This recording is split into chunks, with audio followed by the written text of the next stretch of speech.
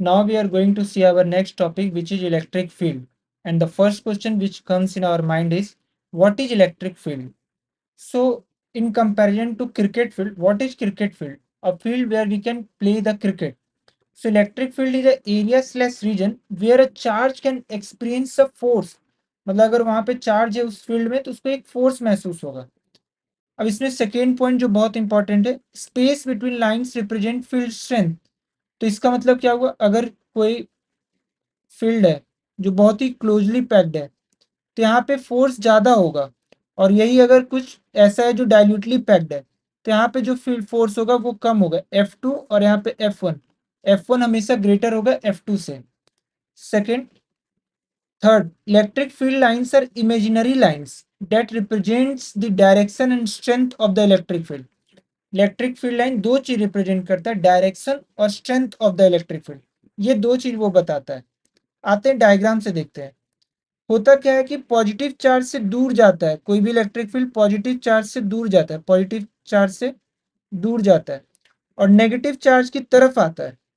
तो यही यहाँ पे शो रहा है, नेगेटिव चार्ज की तरफ आ रहा है। और इस साइड भी क्या है, पॉजिटिव चार्ज से दूर जा रहा है और नेगेटिव चार्ज की तरफ जा रहा है। सेम पैटर्न बना है। लेकिन ये सेम चीज मैग्नेटिक फील्ड में भी होता है। मैग्नेटिक फील्ड में जो पॉजिटिव चार्ज है ये आपका नॉर्थ पोल की तरह एक्ट करता है, और ये जो नेगेटिव चार्ज है ये साउथ पोल की तरह एक्ट करता है। लेकिन डिफरेंस क्या होता है वहां पे फील्ड में, वो मैं दिखाता हूँ। ये रहा, ये नॉर्थ पोल है और ये आपका साउथ पोल है, नॉर्थ और साउथ। यहाँ भी नॉर्थ से निकलता ही है, ये निकल रहा है साउथ की तरफ ही जाता है, जैसे इलेक्ट्रिक फील्ड में जा रहा था नेगेटिव चार्ज की तरफ। बस क्या डिफरेंस है ना, अंदर में ये साउथ से नॉर्थ जाता है, अंदर में ये साउथ से नॉर्थ जा रहा है, ये साउथ से नॉर्थ जा रहा है।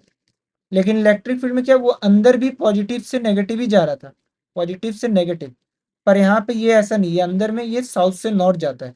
ये एक डिफरेंस है मैग्नेटिक फील्ड और इलेक्ट्रिक फील्ड में। नेक्स्ट, अब नेक्स्ट हम देखते हैं properties of electric field. Properties of electric field में हम क्या क्या पढ़ते हैं। तो फर्स्ट प्रॉपर्टीज, पॉजिटिव चार्ज से क्या होता है, इलेक्ट्रिक फील्ड दूर जाता है। अभी मैंने दिखाया था पॉजिटिव चार्ज से दूर की ओर निकलता है, नेगेटिव चार्ज की तरफ आता है। कोई भी इलेक्ट्रिक फील्ड नेगेटिव चार्ज की तरफ आता है।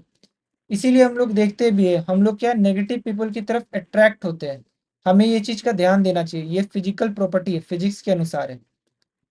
Next property, electric field lines never intersect each other. कोई दो इलेक्ट्रिक फील्ड लाइन कभी ऐसे नहीं होगा कि एक दूसरे को क्रॉस करेगा। क्यों नहीं करता है वो भी मैं बताऊंगा। अगर, क्योंकि एक इलेक्ट्रिक फील्ड का जो डायरेक्शन होता है ना वो टेंजेंट होता है, अगर क्रॉस करेगा तो उसका दो डायरेक्शन हो जाएगा, जो कि पॉसिबल नहीं है कि एक बॉडी दो डायरेक्शन में मूव करे। इसीलिए electric field lines never cross each other. Next, third is density of field line, जो स्टार्टिंग में मैं बता रहा था। डेंसिटी ऑफ फील्ड लाइन बताता है स्ट्रेंथ ऑफ फील्ड। जब लाइंस क्लोजर होते हैं तो फील्ड स्ट्रॉन्गर होता है, जब लाइंस फार्दर अपार्ट होते हैं तो फील्ड वीकर होता है। अब जैसे इसमें क्या है, कम लाइंस है तो लाइन डेंसिटी कम है, तो इसमें यहाँ पे फोर्स भी कम लगेगा और स्ट्रेंथ भी कम होगा। इसमें उससे ज्यादा होगा और इसमें सबसे ज्यादा होगा, क्योंकि और भी क्लोज है तो इसमें फील्ड स्ट्रेंथ सबसे ज्यादा होगा। Fourth property, electric field is additive.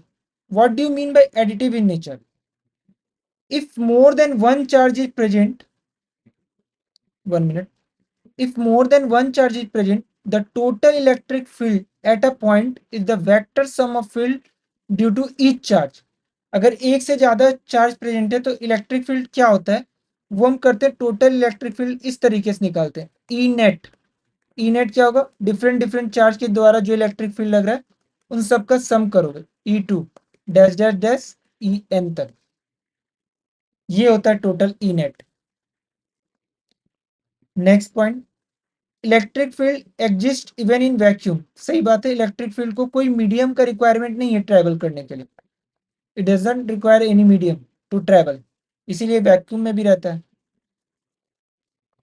Six point, electric field lines are always perpendicular to the surface of a conductor. मैंने बताया था फील्ड लाइन जो भी कंडक्टर होता है उसके परपेंडिकुलर होता है।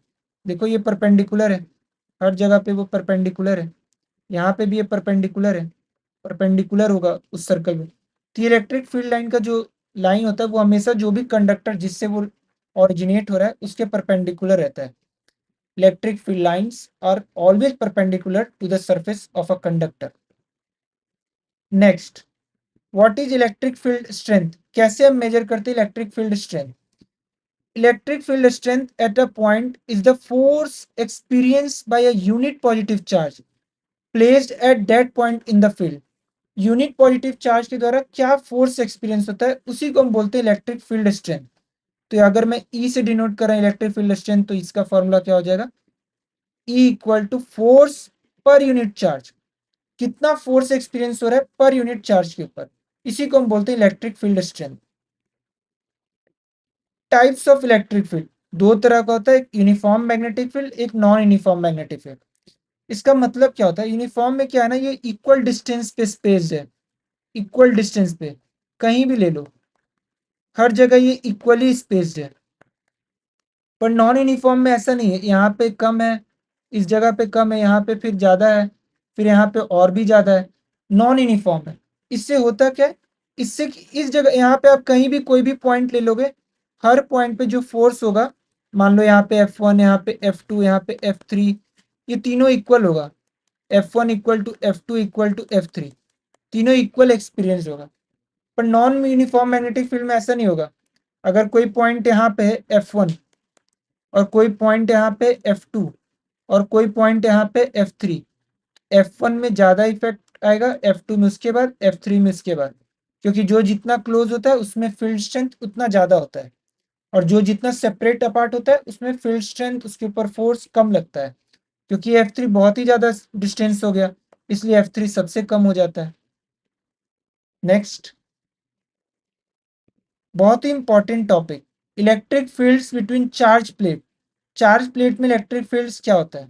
तो मैंने आपको पढ़ाया है, पॉजिटिव चार्ज से दूर जाता है इलेक्ट्रिक फील्ड, तो ये पॉजिटिव से नेगेटिव की तरफ जा रहा है. प्लेट में हमेशा ऐसी मूवमेंट होगा, पॉजिटिव टू नेगेटिव.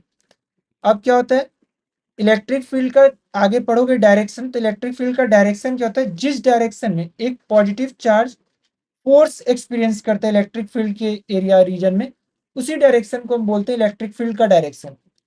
अब क्योंकि पॉजिटिव चार्ज यहाँ है, पॉजिटिव चार्ज को फोर्स भी इलेक्ट्रिक फील्ड के डायरेक्शन में ही एक्सपीरियंस होगा, क्योंकि इलेक्ट्रिक फील्ड का डायरेक्शन ये, तो पॉजिटिव चार्ज को जो फोर्स एक्सपीरियंस होगा वो भी इसी डायरेक्शन में होगा.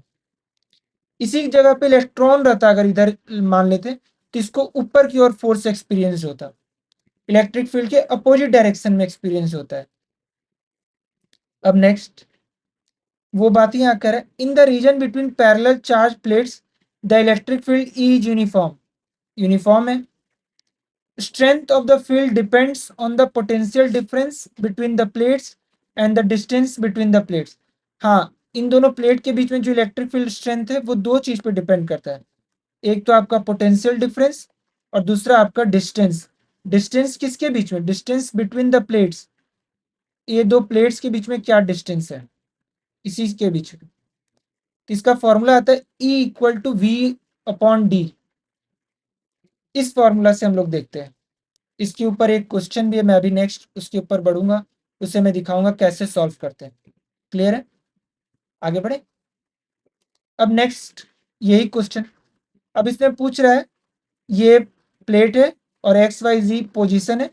क्वेश्चन देखो, the diagram below shows two parallel metal plates with opposite charges on each plate X Y and Z represent different distance from the positive plate. Which of the following can describe the field strength at each point x, y, g? क्या होगा? सबको लगेगा x ऊपर है तो x में ज्यादा होगा, y में उसके बाद फिर z में. नहीं, x equal to Y equal to z, तीनों में बराबर होगा. क्यों? यहाँ पे electric field strength metal plates के बीच में क्या चीज पे डिपेंड करता है? सिर्फ दो चीज पे, वोल्टेज और डिस्टेंस. और डिस्टेंस तो कांस्टेंट है, दो मेटल प्लेट्स के बीच में डी डिस्टेंस कांस्टेंट है, और वोल्टेज भी कांस्टेंट है. तो एक्स हो, वाई हो, जी हो, तीनों जगह पे कांस्टेंट एक्सपीरियंस होगा, तीनों जगह पे सेम फील्ड स्ट्रेंथ होगा. C is the correct option.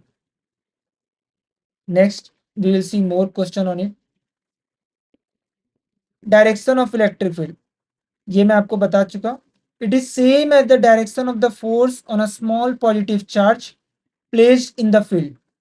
Direction of the field is tangent to the field line at any given point.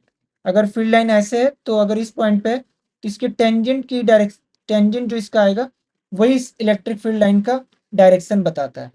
यानी तो जिस डायरेक्शन में पॉजिटिव चार्ज को फोर्स एक्सपीरियंस होगा वो उसका डायरेक्शन बताता है इलेक्ट्रिक फील्ड लाइन का। आते हैं next question. What is mean by an electric field? बता चुका हूं मैं, area slash region where we experience force, region where we experience force, where we नहीं, वेयर चार्ज एक्सपीरियंस फोर्स।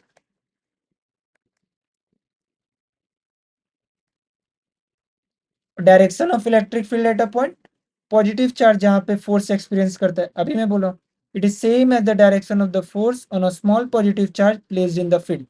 ये इसका आंसर हो जाए। नेक्स्ट क्वेश्चन, जूम करता हूं मैं। हाँ, the diagram represents to different electric fields. ठीक है, एक ये फील्ड है और एक ये फील्ड है। अब क्योंकि ये क्लोजली है तो ये स्ट्रॉन्गर होगा, डेफिनेटली सी बात है, और ये इसके कंपैरिजन में वीकर होगा क्योंकि इसमें ज्यादा स्पेस है, दो फील्ड लाइंस के बीच में ज्यादा स्पेस है। A single electron is located in each of the field, हर एक फील्ड में एक सिंगल इलेक्ट्रॉन प्लेस कर दिया गया। ठीक है, which row gives the correct direction of the force on the electron and the field in which there is a larger force on it। बता रहा है इलेक्ट्रॉन की तरफ क्या फोर्स लगेगा वो किस डायरेक्शन में, और नेक्स्ट हमें बताना है फील्ड का क्या, किस फील्ड वन और फील्ड टू में कौन सा स्ट्रॉन्गर होगा। तो हमें पता चल गया लार्जर फोर्स तो फील्ड वन में ही लगेगा, ये तो कंफर्म हो गया। इससे हमें पता चल गया फील्ड वन ए या सी में से ऑप्शन होगा, फील्ड टू तो नहीं होगा। अब ए और सी में देखते हैं direction of the force, negative electron पे कौन से डायरेक्शन में फोर्स लगेगा, तो वो हम कैसे पता लगाएं। हम जानते हैं इलेक्ट्रिक फील्ड का क्या डायरेक्शन है, ये अपवर्ड। तो अगर पॉजिटिव चार्ज रहता तो इसके ऊपर फोर्स भी क्या लगता, ऊपर की ओर लगता, क्योंकि जिधर पॉजिटिव चार्ज को फोर्स लगता है उधर ही इलेक्ट्रिक फील्ड का डायरेक्शन होता है। लेकिन ये नेगेटिव है, negative charge, electron negative charge है, तो डेफिनेटली सी बात इस पे फोर्स क्या लगेगा, अपोजिट। तो A is the correct answer, force नीचे की ओर लगेगा और फील्ड वन लार्जर फोर्स है, एक करेक्ट आंसर हो जाएगा। नेक्स्ट,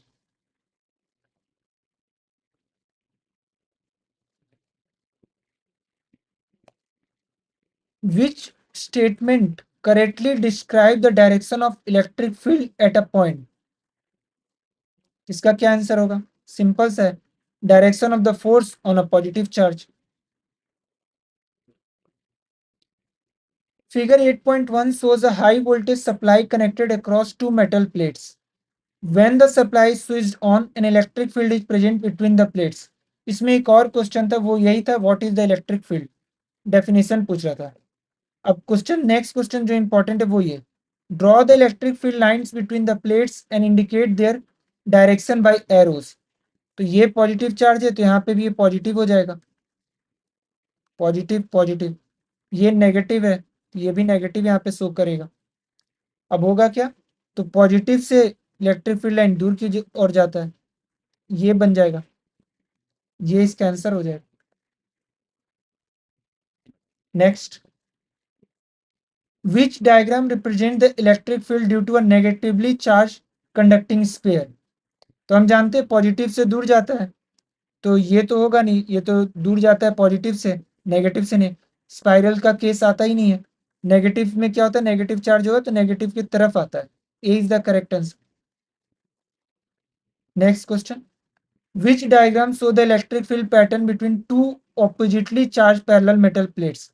सी और डी तो होगा नहीं, और अभी हम पढ़े, अभी यही क्वेश्चन था, सेम पैटर्न पे क्वेश्चन आ रहा है, रिपीटेड है, तो क्या होगा, पॉजिटिव से दूर और नेगेटिव की तरफ, ए होगा, A is the correct answer.